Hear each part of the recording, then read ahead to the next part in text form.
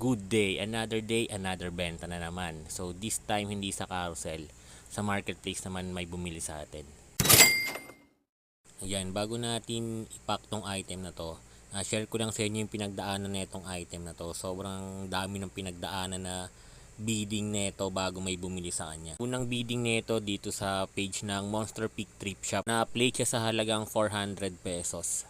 So biruin nyo, no? 400 pesos na lang na plate pa siya. Yung next naman sa sarili kong Facebook account. So dito, nabid siya sa halagang 300 pesos. So dito, highest bid is 300. So ayan, 300 na lang, ganun din, na-cancel pa.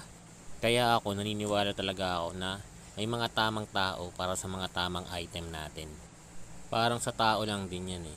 May tamang tao para sa'yo, kaya wag kang pamigay. Kaya itupin na natin to kasi nandyan na yung Lalamove rider sa labas, nag-aantay na siya.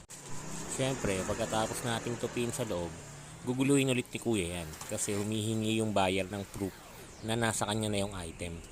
Normal naman yan sa buy and sell. Tinupi naman ulit ni kuya yan, kaya kuya, peace bomb tayo, done deal na yan syempre. Ang bali, late na natin nalaman na vintage 90s Ebisu pala yung item na nabenta natin. So hindi ko rin alam na vintage pala siya, lately ko lang din nalaman. Kaya swerte nung nakabili.